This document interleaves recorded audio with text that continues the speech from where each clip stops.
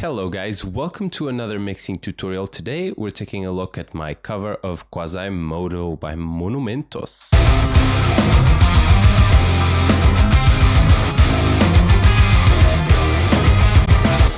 This is a very cool song and we got some cool tones to check out. So let's go. First things first, our mix bus. So the entirety of the mix is going through these three plugins. That was a mouthful. I usually dial them in at the end, but I'll explain them in the beginning because you'll be listening to the mix always going through these. So this is my mix bus compressor. And let's see how much we are compressing the entire mix.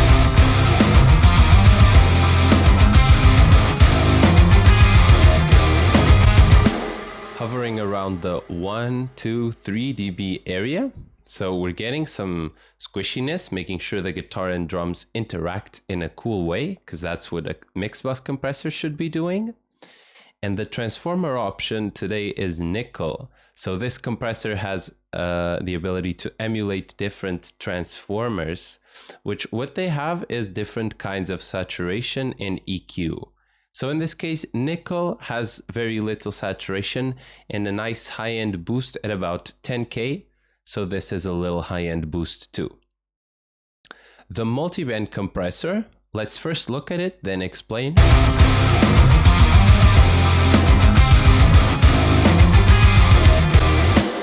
Alright, so this boy is reacting to different frequency regions of our mix and compressing them accordingly. So the sub area for the bass and kick, this mid-range, low mid-range area for the guitars and the snare.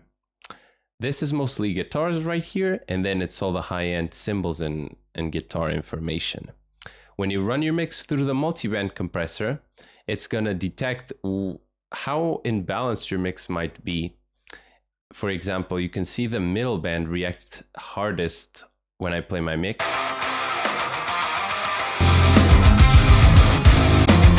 So that means my guitars might be a bit too loud, and this is a cool way to check that and actually fight it with compression instead of turning my guitars down. So that's what the multi-band compressor is doing. Try this on your mix bus and let me know what you think of it. It doesn't have to be linear phase, it doesn't have to be waves, just needs to be a multi-band compressor.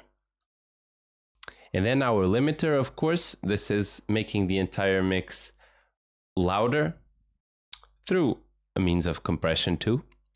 Let's see how much we're reducing the kick and snare mostly.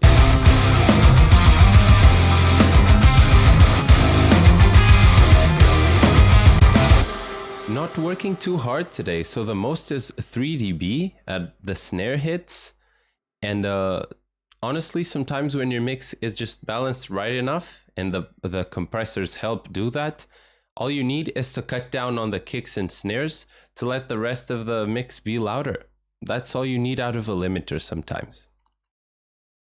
As for the drum sound, this is the same drum sound as the Monument's Eye the Destroyer tutorial. So you go take a look at that to get a full rundown of every little kit piece and plugin on that drum sound, since that would take a long time right now and I'm on a crunch.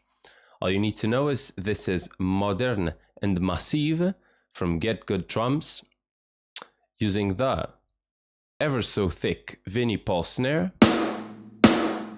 Very nice, very pleasant, and the recording custom set. Oh, the kick is too. Very nice. I love that kick. Super cool. Go back to the Eye the Destroyer mix tutorial to get the full rundown of every little plugin here. Let's go to bass.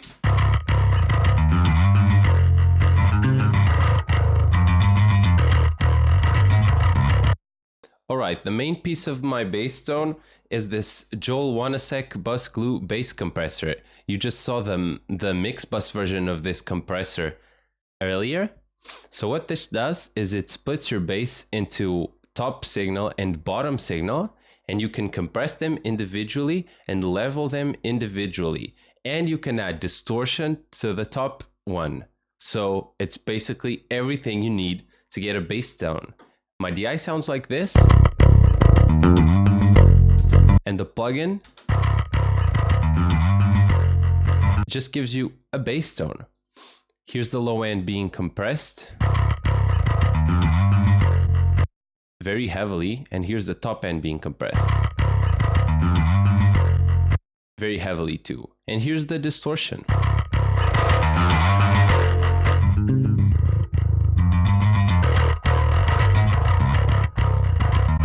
Went for the B distortion today. You can try the A and C too.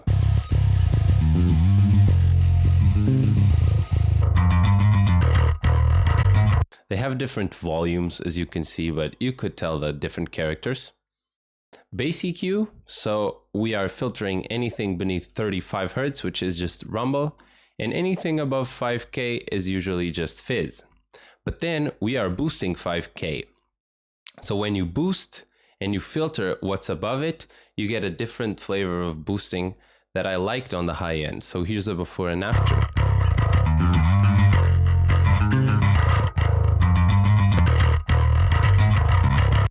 Slightly grindier, but more controlled. Our bass, this generates harmonics at 70 Hz. So it's just a different version of going to 70 Hz here on the SSL EQ and boosting that. But it acts differently than an EQ because it also boosts the harmonic frequencies above that, such as 140, 280, and so on with multiplication, so that it gives a different flavor of boosting. Very, very cool plugin. A limiter, what this is doing is it's when I pick the bass too hard, sometimes some of those clanks, that clankiness can poke through in an annoying way. A limiter is what's going to help you get rid of that.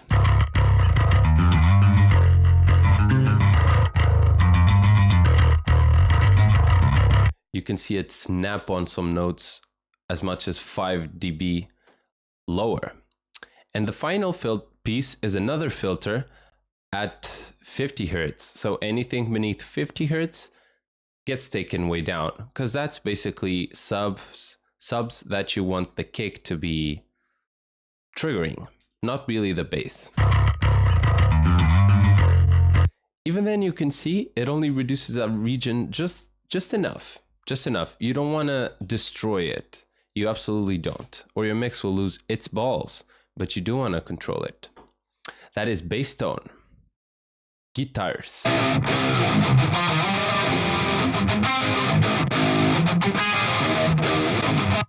All right, cool tone.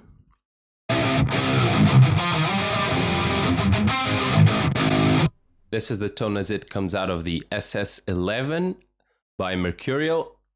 Excuse me. The keys to this tone, just taking down the bass a little bit and taking down the gain on the lead channel and choosing the second cabinet of this enormous list of choices. Second cabinet, different high-end character that I appreciate. Then we gotta start taking care of that low end. First piece of the puzzle, the SSL EQ, a filter up to 110. The filter is soft on this though, and the filter down to 9K. The high-end boost will happen at 8K, about 1.5 decibels of it. So those really sharp frequencies. Also a little mid-range boost at 1.4 that I thought could help the guitar sing the notes a little bit better.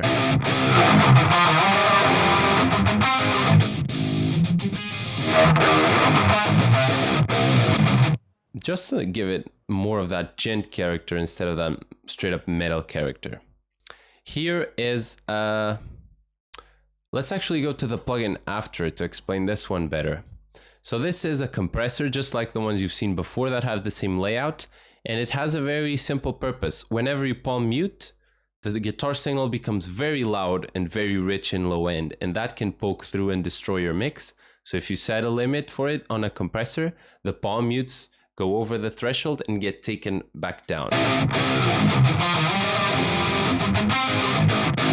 You can see I'm always aiming for some reduction, but on palm mutes, it's way more. And this is to do it at a further level. So on a multi-band compressor, I just solo the lowest band, and it's only compressing there.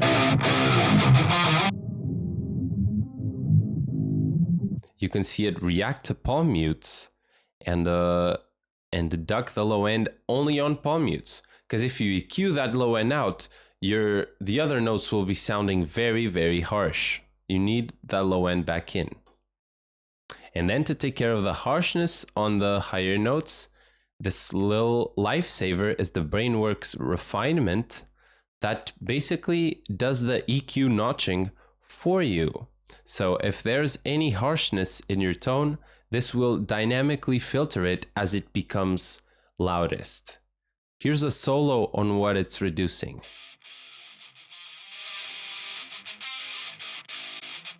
You can hear it's those hissy frequencies. Then you can choose how much you want to take them down.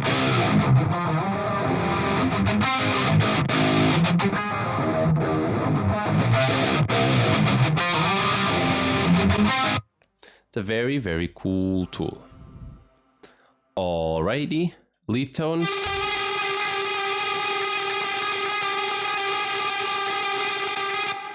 So the bases for this dissonant bad boy are the same as the rhythm tone, just even less bass and even more treble.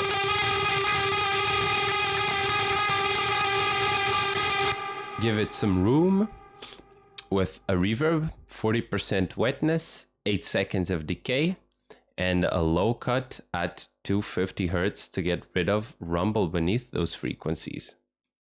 This should be another filter at about 250 Hz to get rid of even more rumble.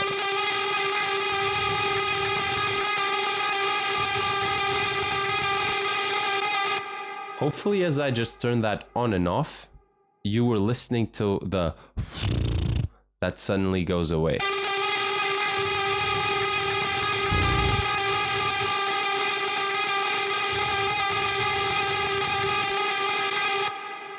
This is a very important realization on lead tones, deciding if they're rumbly and how much low end you need to filter out.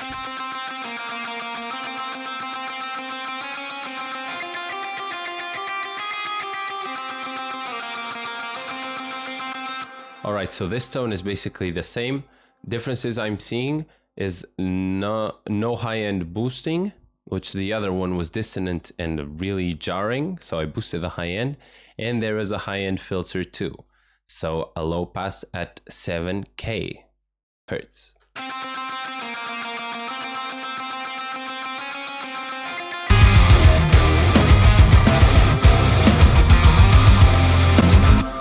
You see, by making it softer in the high end, it really blends in with the chorus, so that's very good. The clean guitars.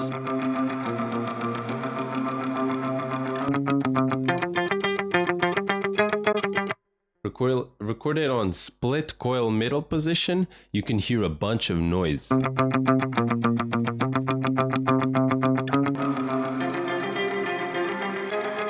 The effects make it go away and the rest of the mix slams it. No need to worry about noise if the clean part is not exposed. So the key for the clean tones is some compression before the amp to make sure the pick attack isn't too loud compared to the rest of the notes. On single coils, this sometimes is necessary.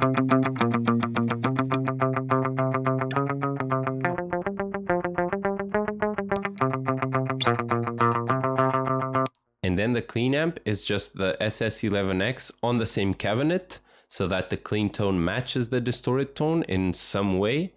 Even if it is just the cabinet, that's going to be the biggest piece actually of making a tone fit.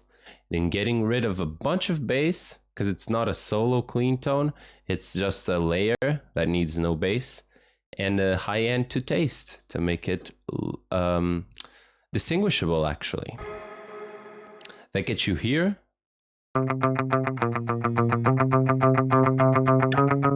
Now this limiter is here to cut down on the peaks of the pick attack so we can bring the body of the notes up.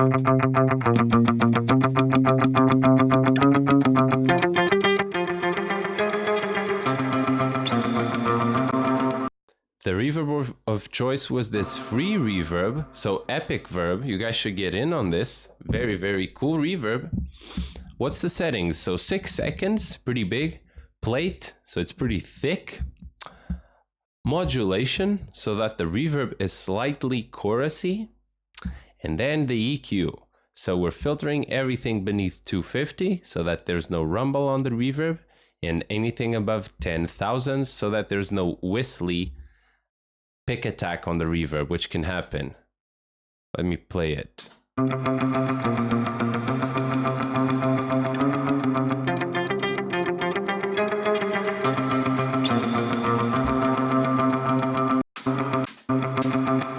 Sorry, 10K seems like the nice balance, and this should be about 40% mix. Another compressor again, same deal, reducing pick attack and increasing body.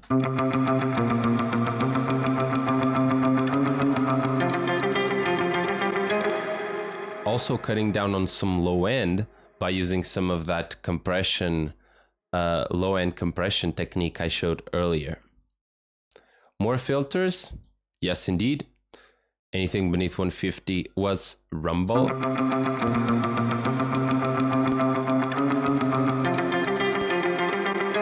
Not just rumble, there is some note content there from what I was playing on the low part, but it's not necessary anyways. Compared to this, let alone this, you might as well take it out to leave room. And then a chorus, also a free chorus from Quasimodo Audio. This is just the stock setting. I don't really know how to use this chorus. I just know that I plug it in and it sounds like this.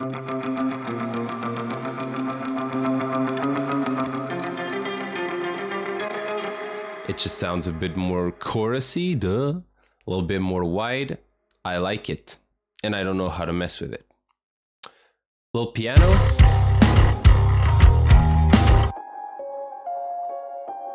This piano needed some work.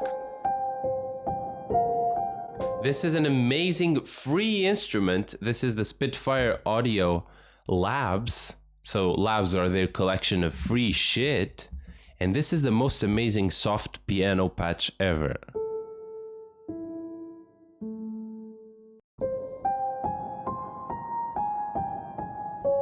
It's incredibly beautiful, but it's more for a solo context, not a mix context. Because it's very rumbly in the low end. You can hear a lot of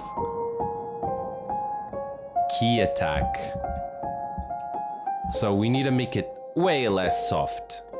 We remove that low end softness, and here's 13 decibels at 10K.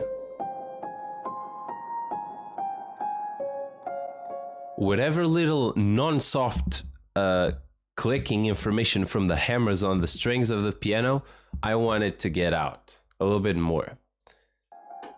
Some delay to make it spooky. I make it ping pong, half note, so very long, lo-fi, and I make it modulate too. You get this. Oh.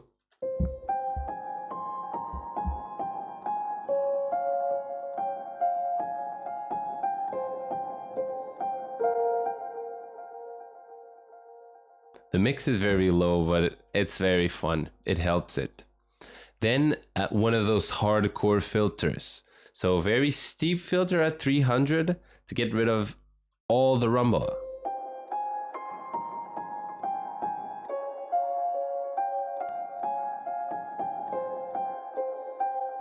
It may not sound like much of a difference, but whatever. If I don't need it, let it please be gone so that I can have my mix be as clear as possible. Sometimes you just don't know why does your mix sound clouded, and you compare it to the original and you're like, oh my god.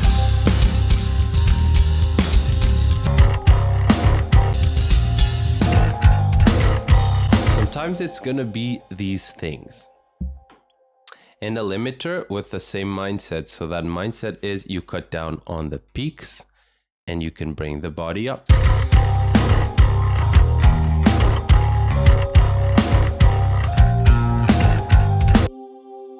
at the same time, there is this little choir running. No explanation needed, just a filter. You know how I live. So anything beneath 110, go away, and this is mix ready.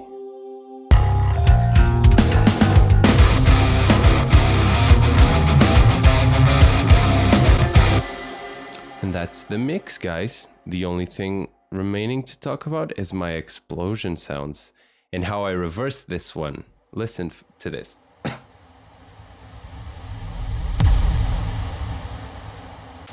So this is pretty cool. All you have to do is reverse your explosion into the actual explosion sound. And it makes for a very, very tense build-up.